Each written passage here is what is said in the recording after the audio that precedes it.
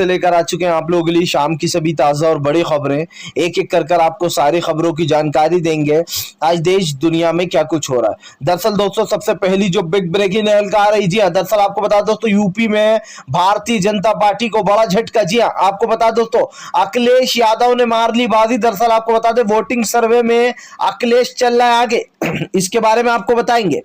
वहीं पर दोस्तों भारतीय जनता पार्टी पर राहुल गांधी का बड़ा हमला, बोले फिलहाल लोकसभा रद्द होने से इस देश की जनता का सबसे बड़ा नुकसान। जी हां, नहीं उठा सके बढ़ती महंगाई और किसानों के मुद्दे को। राहुल गांधी ने कहा बहुत ही शर्म की बात है कि लोकसभा में भी नरेंद्र मोदी जवाबदेही नहीं है, इसके बारे में आपको विस्तार से बताएंगे। वहीं पर दोस्तों बेचूलाल ने बेच डाली दोस्तों 48 ऑर्डिनेंस फैक्ट्रियां। जी हां दोस्तों, अब मोदी को एक और नया नाम दे दिया गया है, बेचूलाल। जी हां दोस्तों, बम गोला बनाने वाली फैक्ट्रियां जो कि हमारे फौजी भाइयों के लिए बनाई जाती थी, अब उसको दोस्तों निजी हाथों में सौंप दिया गया, यानी कि 84,000 कर्मचारियों का जो भविष्य है दोस्तों उसको खतरे में, अंधकार में डाला गया बेचूलाल की तरफ से। इसके बारे में भी आपको विस्तार से बताएंगे। वहीं पर दोस्तों कैप्टन अमरिंदर सिंह से मिले मोदी। जी हाँ, हो सकते कृषि कानून रद्द, इसके बारे में भी आपको विस्तार से बताएंगे।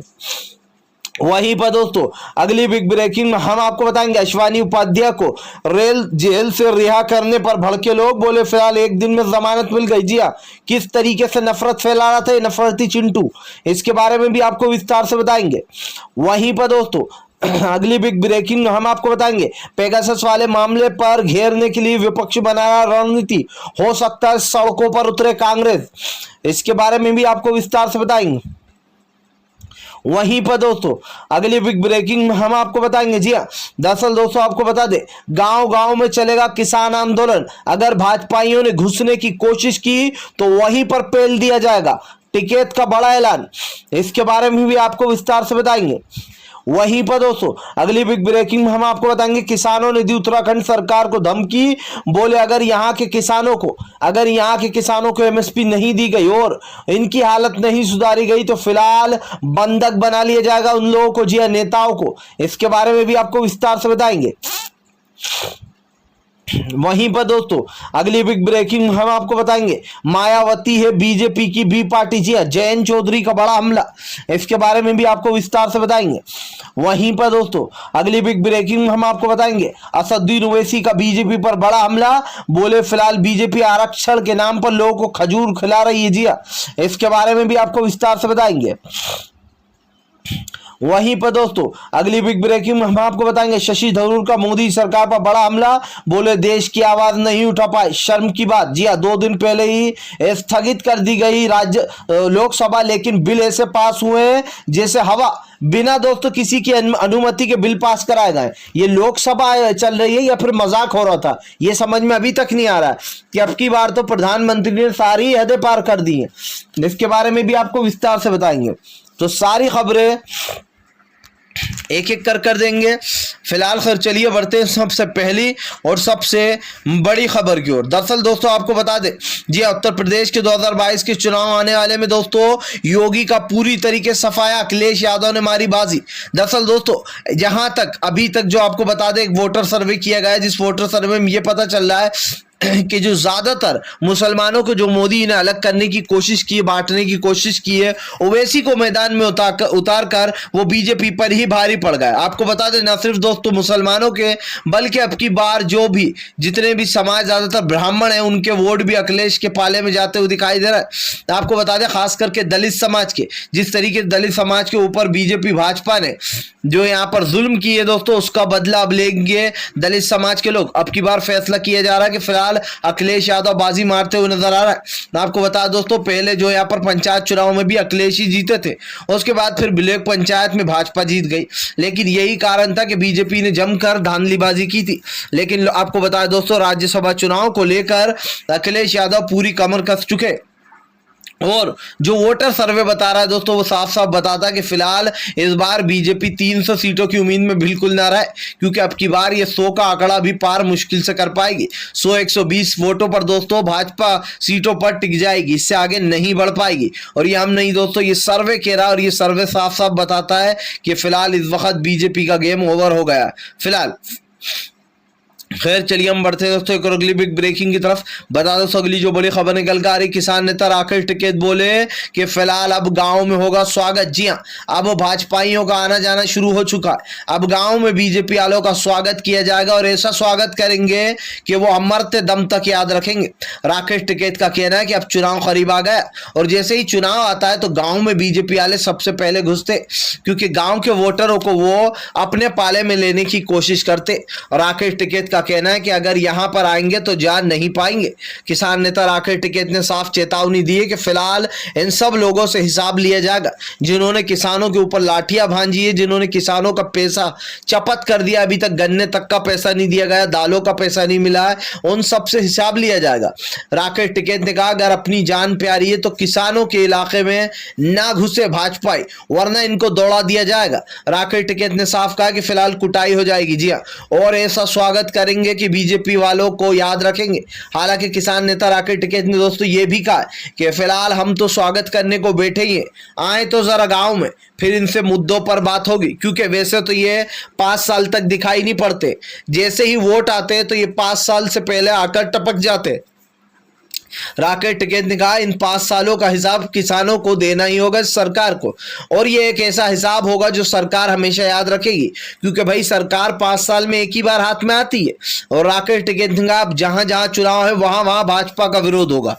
राकेश टिकैत ने यह साफ कर दिया है कि फिलहाल जहां जहां बीजेपी जाएगी वहां वहां हमारा साया साथ जाएगा। और दोस्तों ये तो तय है कि फिलहाल जाटलैंड में अब की बार भाजपा को बड़ा झटका लगने वाला, क्योंकि जाट जो है खास करके वो बीजेपी को वोट नहीं देने वाले, ये साफ है दोस्तों, क्योंकि जाटलैंड जो है वो राकेश टिकैत का बेसिकली गढ़ माना जाता है। नरी साफ दिखाई दे रहा है कि अब की बार जाट जो है वो बहुत ज्यादा नाराज है फिलहाल। खैर चलिए हम बढ़ते हैं दोस्तों एक और अगली ब्रेकिंग की तरफ। बता दोस्तों अगली जो बड़ी खबर निकल कर आ रही है, आपको बता दें राहुल गांधी का केंद्र सरकार पर बड़ा हमला। बोले बहुत ही शर्म की बात है जो लोकसभा में बातचीत नहीं कर पाए। जी हाँ, आम जनता के मुद्दे नहीं उठा पाए, ये आम जनता का लॉस है, ये आम जनता के साथ धोखा हुआ है। राहुल गांधी का कहना है कि प्रधानमंत्री ने 2 दिन पहले जानबूझकर लोकसभा स्थगित कराई है, उनके पास जवाब देने को नहीं था, वो किसानों से लगातार तंग आते जा रहे थे, वो आम जनता के सवाल से तंग आ रहे थे, इसीलिए ये अच्छा पकड़ लिया है कि फिलहाल जब जवाब ना हो तो भाग खड़े हो। और लोकसभा से प्रधानमंत्री नरेंद्र मोदी भाग खड़े हुए हैं।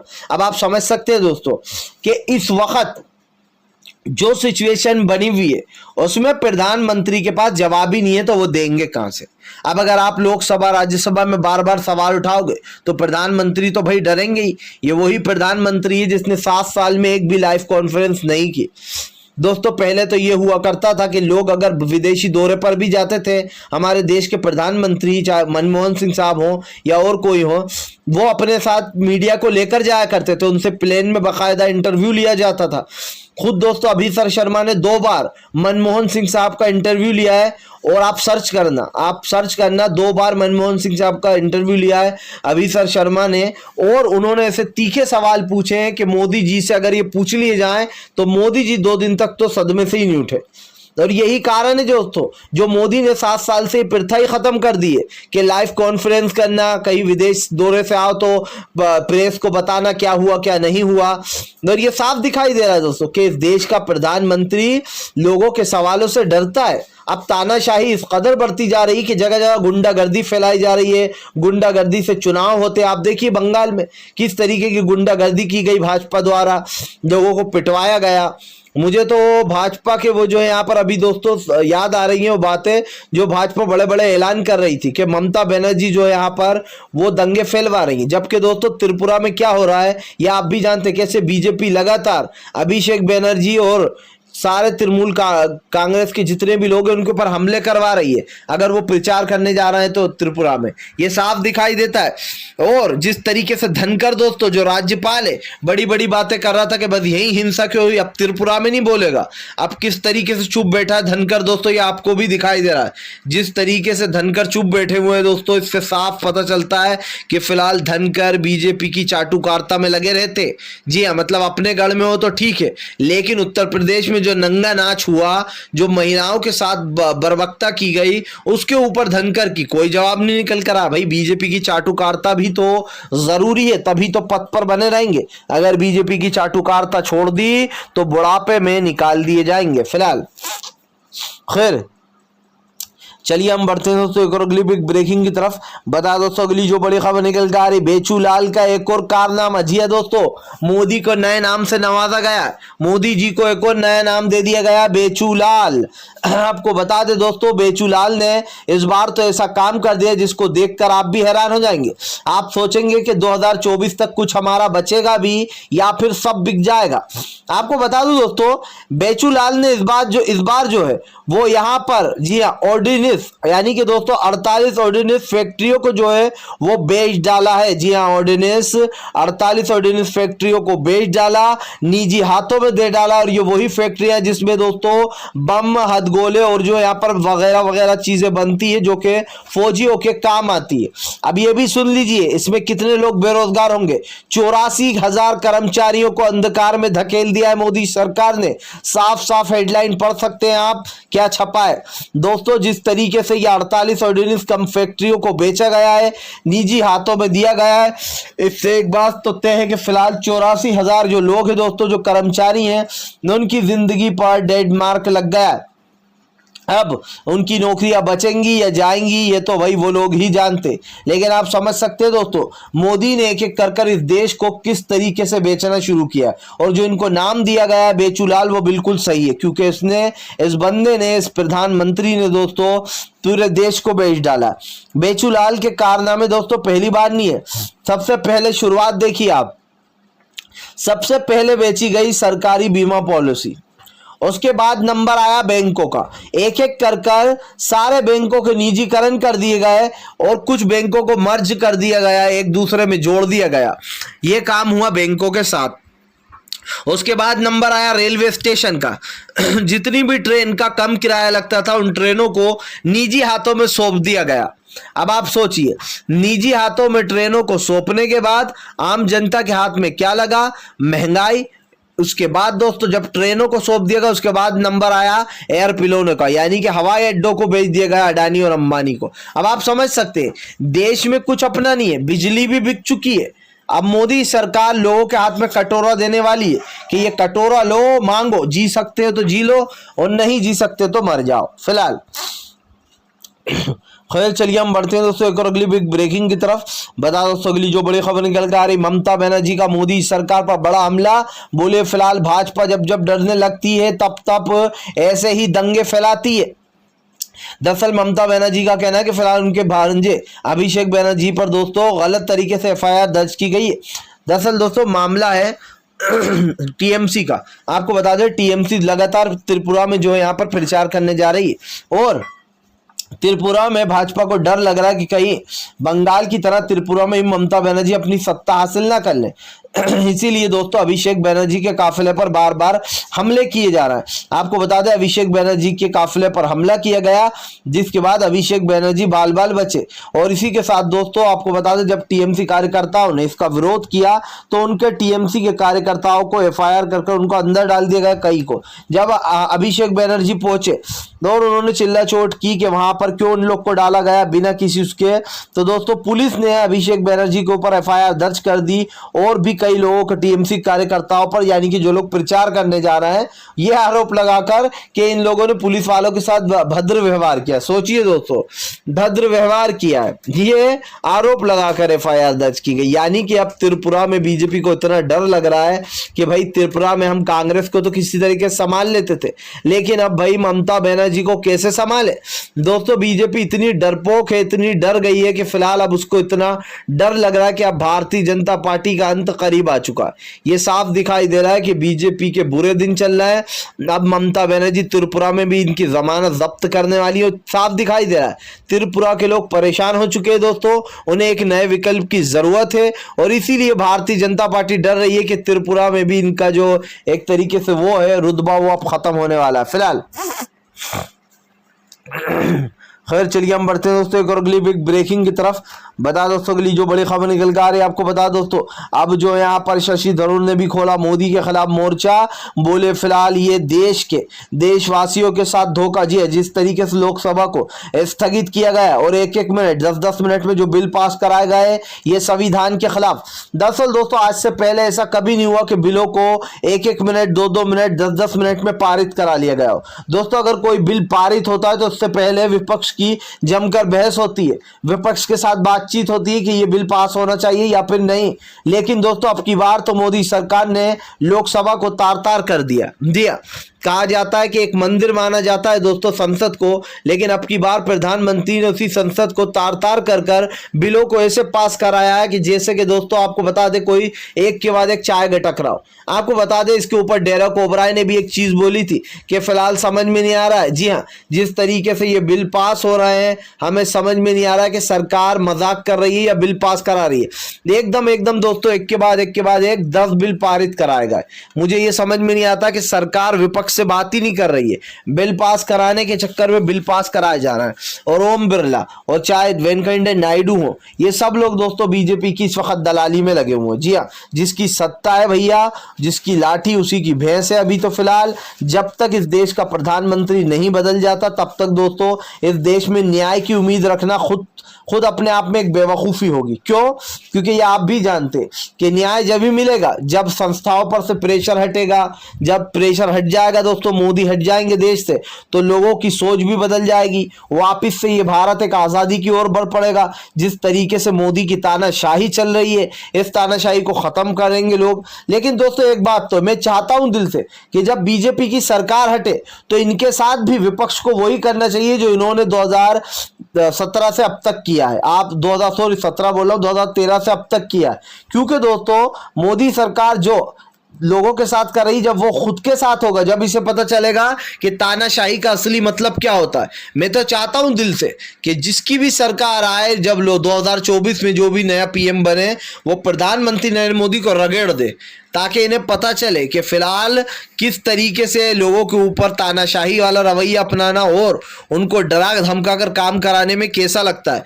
जब इनके ऊपर इनको भी रोका जाया करेगा दोस्तों प्रदर्शन करने से, इनको भी चीजें नहीं करने दिया जाएंगी, तब समझ में आएगा इन्हें कि फिलहाल मतलब होता क्या है तानाशाही का। जब तक खुद पर नहीं गुजरती है तब तक इंसान को समझ में नहीं आता है कि फिलहाल क्या है ये फिलहाल। खैर चलिए हम बढ़ते हैं दोस्तों एक और अगली बिग ब्रेकिंग की तरफ। बता दोस्तों अगली जो बड़ी खबर निकल कर आ रही है आपको बता दोस्तों, अश्विनी उपाध्याय को छोड़ा गया जेल से। लोग भड़के बोले फिलहाल इन जैसे दंगाइयों को एक दिन में बेल मिल जाती है, लेकिन जिन बेचारों ने CAA-NRC का विरोध किया था उनके ऊपर UAPA लगाकर भारतीय जनता पार्टी 7 महीने तक कोई कार्रवाई नहीं होने देती है। यानी कि दोस्तों बीजेपी के अपने दंगाई लोगों के लिए कुछ और कानून और जो बेचारी आम जनता है उसके लिए कुछ और कानून। दोस्तों चीफ जस्टिस आपको बता दें, जी चीफ जस्टिस रमानंद ने अभी ही एक बयान दिया था दोस्तों, जो कि नए चीफ जस्टिस है सुप्रीम कोर्ट के, और जब से वहां आए तब से बीजेपी की नकेल खींच दी है। ये कर दिया है कि इनको तान में रखा हुआ। और दोस्तों उन्होंने कहा है कि फिलहाल पुलिस के जो अड्डे हैं वो जो यहाँ पर गुंडागर्दी के अब अड्डे बन चुके हैं, तानाशाही के अड्डे बन चुके हैं। जी हाँ, अब जो पुलिस, उनका कहना है कि फिलहाल जितनी भी पुलिस चौकियां हैं वो अब तानाशाही के अड्डे बन चुके हैं। जगह जगह लोगों तक कानून पहुंच नहीं पा रहा है। यानी कि दोस्तों उनका कहने का मतलब है कि लोगों को झूठे केसों में फंसाया जा रहा है, जबरदस्ती केस ठोके जा रहा है और कानून जो है वो सही तरीके से लोगों तक नहीं पहुंच रहा है। अब जो पुलिस है उनसे भी लोगों को दोस्तों उम्मीद नहीं रही है, क्योंकि वो भी अब गुंडागर्दी और दोस्तों आपको बताया तानाशाही के अड्डे बन चुके हैं जहां पर तानाशाही चलती है। अब आप सोचिए दोस्तों, अश्विनी उपाध्याय जैसे लोगों को एक दिन में बेल मिल जाती है, लेकिन अगर इसकी जगह ये काम किसी मुसलमान ने किया होता दोस्तों, मुसलमान ने कुछ ऐसे वैसे नारे लगा दिए होते, तो मैं आपको 100% लिख कर देता हूं उसके ऊपर लंबी कार्रवाई चलती है, उसको जेल में ठूस दिया जाता, उसे यह भी नहीं पता होता कि वो कितने साल में बाहर आएगा। लेकिन इन जैसे बीजेपी के लोग एक दिन में बाहर आ जाते हैं। सोचिए, ये है दोस्तों बीजेपी की असलियत। फिलहाल वीडियो पसंद आए तो लाइक करें, अगर आप चैनल पर पहली बार आए तो सब्सक्राइब करने के साथ साथ पास में एक घंटी आएगी यानी कि बेल आइकन, उसको जरूर दबा दें ताकि हमारे हर वीडियो की अपडेट दोस्तों आपको मिल पाए। और अगर आप भी चाहते हैं दोस्तों कि मोदी सरकार का पूरी तरीके से सफाया हो, ये सरकार तानाशाह है, तो फिलहाल ज्यादा से ज्यादा वीडियो को शेयर कीजिए, लाइक कीजिए।